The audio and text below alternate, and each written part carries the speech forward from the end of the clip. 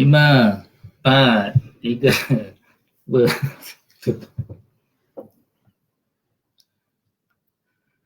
Assalamualaikum dan salam sejahtera. Apa khabar semua? Nama saya Izzy Ismail.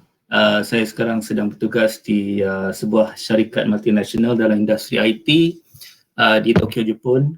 Saya juga sedang membina keluarga di sini. Saya ada 3 orang anak dan juga seorang isteri. Nama? Nama saya Jaja, Zaza, Nur Zahira, macam-macam nama ada. Saya seorang suri rumah, sekarang buat, insyaAllah akan buat full time, memang buat full time bisnes penyimpanan emas ini, berkongsi dengan kawan-kawan dan keluarga. Okay, sebelum kami mulakan kepada topik utama malam ni, nak mohon dah sebaik semua minta tolong sharekan perkongsian malam ni, perkongsian kami malam ini pada keluarga dan kawan-kawan untuk kita sama-sama dapatkan manfaat apa yang kami kongsikan, apa yang kami belajar sepanjang proses kami mengenali emas itu sendiri. Jadi kita cubalah kongsikan apa yang kami sendiri lalui, apa yang kami sendiri belajar. Okey, mungkin ramai yang dah tahu kami kebelakangan ni sibuk dalam sedikit sibuk lah dalam urus niaga berkenaan dengan emas ni. Daripada bulan 10 tahun lepas, satu soalan yang sering kami terima, rata-rata sama je soalan ni. Kenapa emas? Ada banyak lagi jenis pelaburan lain kan? Kita ada ASB, tabung haji, public mutual dan sebagainya. Dan kenapa, Izzy, kenapa kau pilih emas juga untuk dijadikan simpanan dan juga pelaburan? Kami sebenarnya ada ASB, ada tabung haji, ada public mutual. Mula-mula lepas kahwin semua tu ada, memang sama macam orang lain. Mulakan dengan ASB. Lepas tu bila kami sendiri buat kajian untuk yelah nak buat pelaburan kan, nak keluarkan duit simpanan sendiri tu, kenalah buat sedikit kajian, kena baca. So bila kami jumpa emas, kami sendiri rasa benda tu satu bentuk pelaburan yang bagus dan kami mula kongsikan dengan kawan-kawan, dengan keluarga yang terdekat kebaikan emas. Okey, jadi untuk hari ini kita mulakan dulu topik yang paling orang tanya kami. Kenapa emas? Kenapa tiba-tiba beria bercerita tentang emas? Jadi kami sendiri pun sebenarnya mula-mula bertanya-tanya juga kenapa waktu tahun lepas tu, waktu tengah COVID, tengah peak tu, ramai-ramai beratur kat luar kedai beli emas. Jadi kami sendiri pun tertanya-tanya, apa yang buatkan orang suka sangat beli emas ni kan? Sebab dah tahu dah waktu dulu-dulu tu memang mak kita, nenek-nenek kita selalu suruh orang beli emas. Tapi waktu tu kami hanya kenal emas hanya barang kemas. Tapi tak tahu yang ada rupanya ada gold bar. Bila gold bar ni selalunya bayangkan cerita Hollywood yang rompak-rompak tu. So bila tahun lepas jumpa ada pelaburan yang boleh beli gold bar, simpan sikit-sikit. Jadi kami mulakan dengan sikit-sikit lah simpanan emas ni. Okey, tapi untuk topik hari ni, kenapa emas? Kami bagikan kepada dua sebab utama kenapa emas ini, kenapa orang pilih emas. Okey, yang pertama untuk kukuhkan kewangan. Okey, dan untuk kedua sebagai perlindungan kekayaan. Okey, untuk yang pertama ni kukuhkan emas sebagai bahan untuk pelaburan yang boleh mengukuhkan kewangan, kami bahagikan kepada 3. Jadi yang untuk yang pertama, saya serahkan pada Izzy. Okey, emas digunakan satu fungsi dia untuk kita mengelakkan kebocoran simpanan. Baik, saya bukan ahli lah untuk berbicara lebih lanjut pasal kewangan. Tapi dari segi apa yang saya baca, apa yang saya faham, asas untuk kita membina, mengukuhkan kewangan kita kena ada apa yang dipanggil positive cash flow. Apa benda positive cash flow ni? Gaji yang besar ke? Bukan. Kalau gaji tu 10,000 sekalipun, kalau dia berbelanja pada bulan tu 10,000, RM1, cash flow dia negatif. Jadi guru-guru kewangan sarankan kita kena simpan sekurang-kurangnya 10% daripada gaji bulanan sesi rumah tu. Katakan kalau gaji kita RM5,000, 10% daripada tu RM500 lah. Jadi persoalan dia, adakah pada bulan ke-10 apabila kita dah mendisiplinkan diri mengumpul 10% daripada gaji kita, RM500 setiap bulan, pada bulan 10 tu adakah terkumpul RM5,000. Rata-rata jawapan yang saya terima pada soalan tu, orang cakap susah sebenarnya nak disiplinkan diri menyimpan berkala sebanyak RM500 setiap bulan. Tapi tidak dengan kalau kita tukar simpanan tu dalam bentuk gram emas, perkara tu agak mustahil untuk berlaku. Macam kami bila bila kami sarankan pada kawan-kawan untuk bersama kami dalam menyimpan emas kan, kami sarankan untuk kita cuba dulu bermula dengan sekurang-kurangnya 1 gram sebulan. InsyaAllah dalam tempoh 10 bulan tu, dia bukan ada lagi, biasanya 10 bulan tu for sure dia akan ada 10 gram. Ada kes di mana 5 bulan dia dah cukup 10 gram. Kenapa tu? Sebab kalau nak tahu, kita ni naluri sebagai manusia ni bila kita pegang emas, dia jadi macam sayang nak jual. Dia jadi bila nak nampak kan benda tu berkilat-kilat cantik semua, naluri manusia ni Allah dah jadikan dia suka sangat pada emas ni. Jadi dia jadi sayang nak jual. Okey? Tapi bila sayang nak jual ni, ini yang kami selalu ingatkan pada bila orang tanya, kalau dah simpan emas ni sayang nak jual, bila nak jual? Takkan nak simpan sampai bawa ke kubur kan? Tak boleh lah. So kena ada matlamat. Jadi kita simpan emas ni kena ada matlamat. Mana contohnya kalau kita setkan simpan emas untuk tabung pendidikan anak-anak, maknanya untuk anak masuk universiti. Bila anak cukup umur untuk masuk universiti, sila jual. Jangan simpan pula. Kalau dah simpan, macam mana anak nak masuk universiti kan, kata itu matlamat kita. So waktu tu kita jual. Jadi terpaksalah lepaskan emas yang kita sayang tu. So kena ada matlamat. Kalau tak nanti kita akan simpan sampai bila, tak akan ada apa-apa keuntungan pun. Okay. Satu lagi naluri manusia yang suka pada emas ni kan, bila kita sentiasa menyimpan, mengumpul ni, sampai kan Allah Ta'ala bagi satu ancaman. Dia kata bila dah cukup haul dengan nifas ya, haul dan suka hati, bukan haul dengan gram dia punya tu 80 gram ya setahun, 85 gram setahun, kita diwajibkan untuk bayar zakat. Satu ancaman Allah bagi tu, maksudnya jangan nasib duduk menyimpan je, kita kena keluarkan juga untuk kita bayar zakat. Kena buat. Okey, untuk topik kedua, okey, anda masih lagi dalam emas sebagai untuk mengukuhkan kewangan. Sebab yang kedua, emas ni dia aset yang mampu milik. Maksud mampu milik ni maknanya kalau kita sebut pasal aset, kita terus bayangkan hartanah, rumah yang kalau boleh kita nak beli rumah tu ada banyak proses kita nak kena buat. Kita nak kena isi macam-macam borang, kena bagi dokumen, kena ada support documents untuk buat loan semua-semua tu. Jadi proses tu banyaklah kita kena ada cukup duit untuk bayar deposit rumah. Jadi emas ini sebenarnya untuk makluman tuan-puan, dia adalah sejenis aset juga sebenarnya. Okey. Jadi emas ni kita boleh beli sikit-sikit. Kalau dengan rumah, kita bukan boleh beli pintu seketul, boleh beli tingkap seketul, tak boleh. Kita kena beli sebiji rumah. Kita kena buat loan. Kaki persegi. Tak boleh beli satu kaki. Tak boleh. Dia kena beli sebiji rumah. Jadi kita kena buat loan. Untuk emas, kita boleh beli sikit-sikit. 1 bulan sikit-sikit. Kawan-kawan saya yang berjanji nak beli 1 gram sebulan, sebenarnya semua tipu. End up diorang beli 1 bulan 5 gram. Okey? Sebab emas ni dia macam cakap tadi lah, dia memang satu benda yang suka dikumpulkan.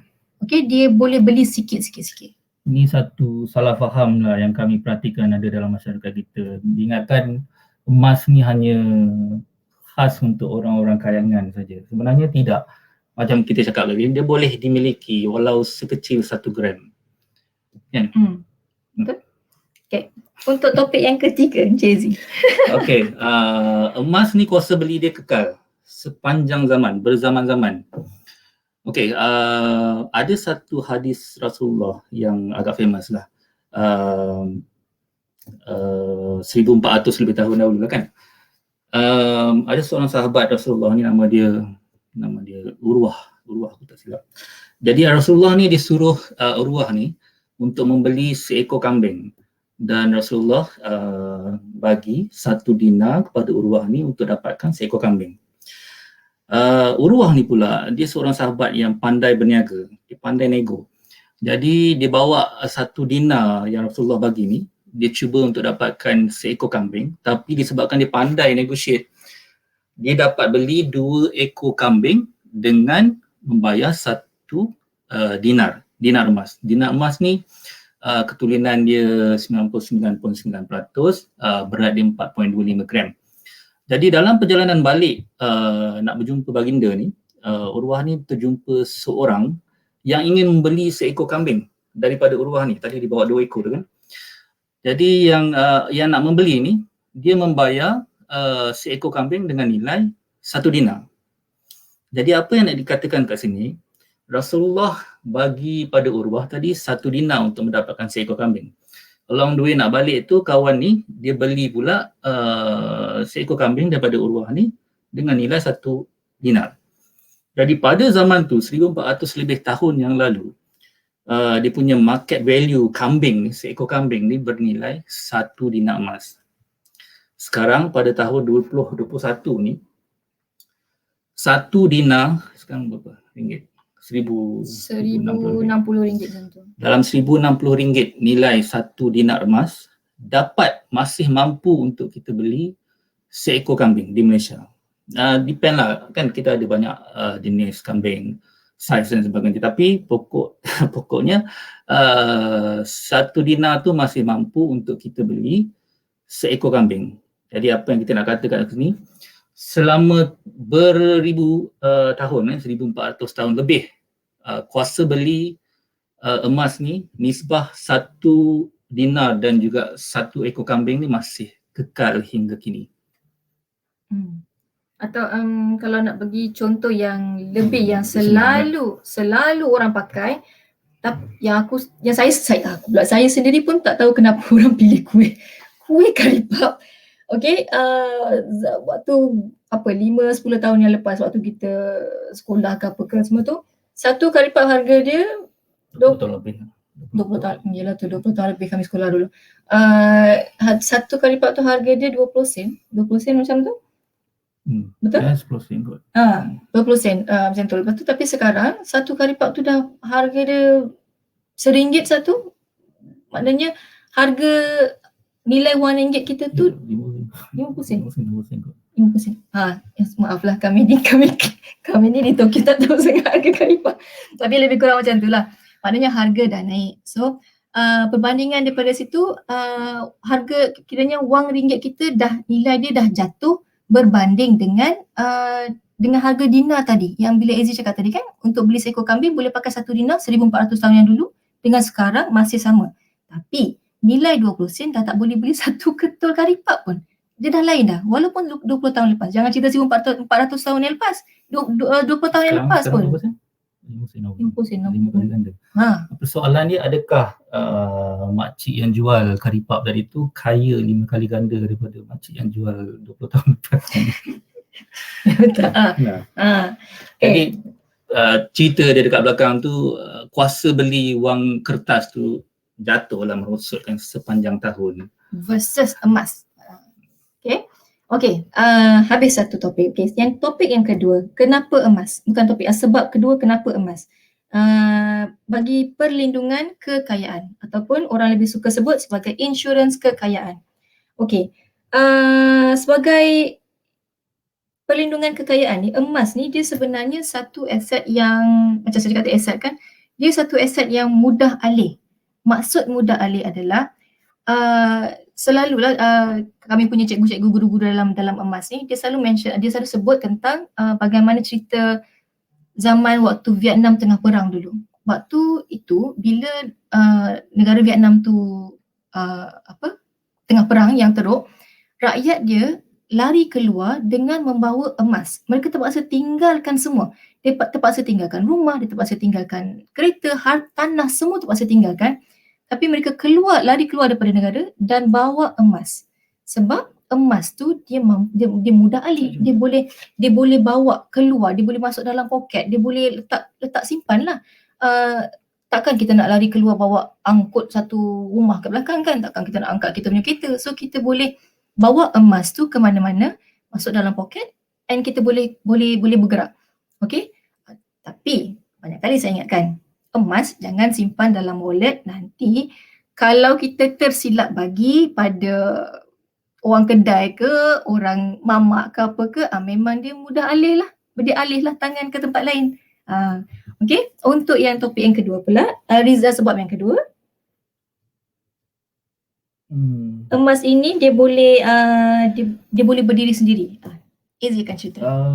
Emas ni macam wang ringgit kan, dia memerlukan jaminan kerajaan. Kan ada kan dekat apa atas wang kertas tu, kalau perasan wang ini sah diperlakukan dengan nilai, kalau boleh tengok dekat wang ringgit tu.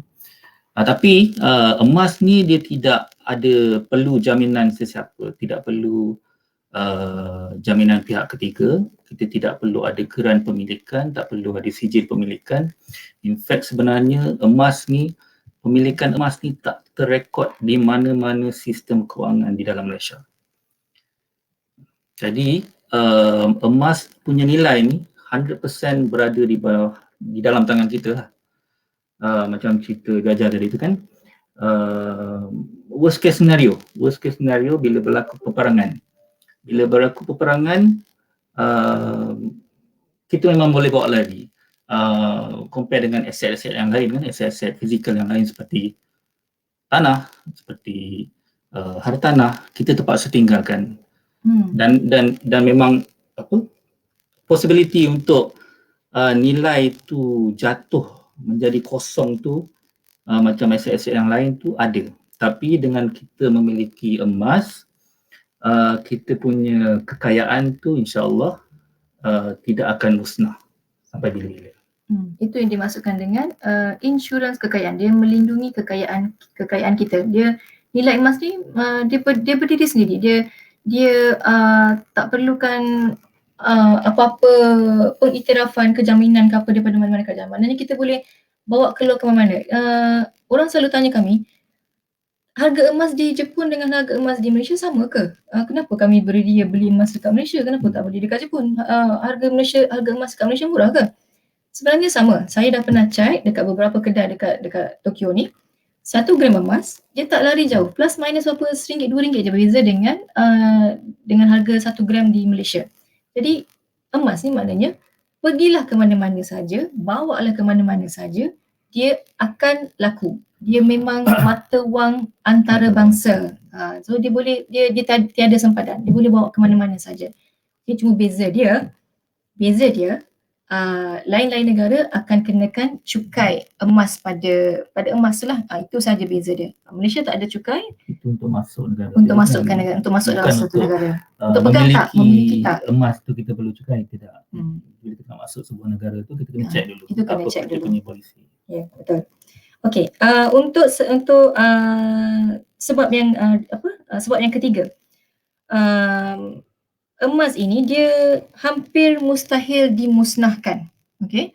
Dia tak boleh emas ni sebenarnya kenapa dia dipanggil mata wang sebenar, sebab dia adalah emas ini Allah yang cipta, Allah yang jadikan dia. Dia bukannya mata wang, dia bukannya kertas yang manusia boleh buat. Dia adalah satu logam yang diciptakan oleh Allah.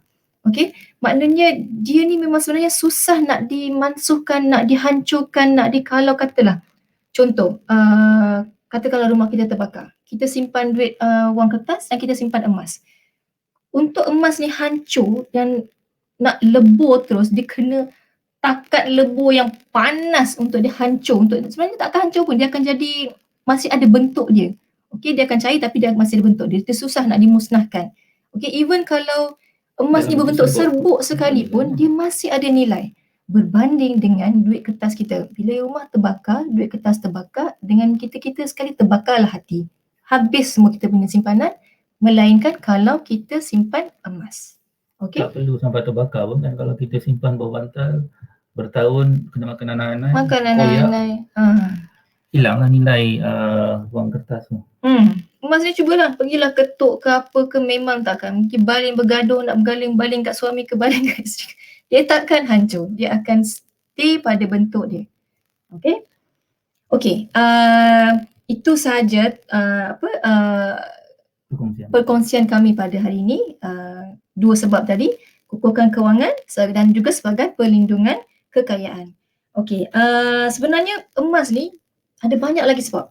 Kenapa orang pilih emas sebagai pelaburan dan penyimpanan, untuk simpanan. Sebenarnya banyak. Kalau ikutkan apa buku yang kami baca sebelum-sebelum yang ni, banyak, terlampau banyak sampai kami nak susun untuk ini pun memang susah. Tapi untuk hari ni kita kongsikan dulu yang dua sebab utama kenapa orang ramai memilih emas. Okey? Okey, untuk persoalan seterusnya, bila kita cerita semua kenapa emas ni bagus, kenapa orang beratur panjang beli emas semua ni, sekarang Bila persoalan kita dah faham seterusnya, bersama. kita dah faham kenapa emas ni bentuk pelaburan yang bagus yang patut kita jadikan simpanan tambahan. Persoalan seterusnya, orang akan selalu tanya kami, bila masa sesuai untuk beli emas? Bila masa sesuai, Bi? Bila tu 20 tahun lepas kot. Okey, bila masa yang sesuai? Sama next one. Kita tunggu perkongsian kami yang InsyaAllah. seterusnya. Okey, insyaAllah. Okey, tolong kongsikan yang mana yang komen-komen tu kejap lagi kami baca, kami jawab. Kalau kata perkongsian kami malam ini mendatangkan manfaat pada anda, pada tuan-puan, sila kongsikan kepada ahli keluarga, pada kawan-kawan, sebab objektif kami sebenarnya adalah untuk membimbing, untuk mendidik lebih Celik emas, ramai lagi untuk celik emas, untuk faham kenapa sebenarnya emas ni bagus untuk dijadikan simpanan. Jadi kongsikan pada ahli keluarga, pada kawan-kawan semua. Untuk yang topik yang seterusnya, kita akan jumpa esok insya-Allah. Jumpa esok insya-Allah. Okey, itu saja. Assalamualaikum. Assalamualaikum. Bye. Bye.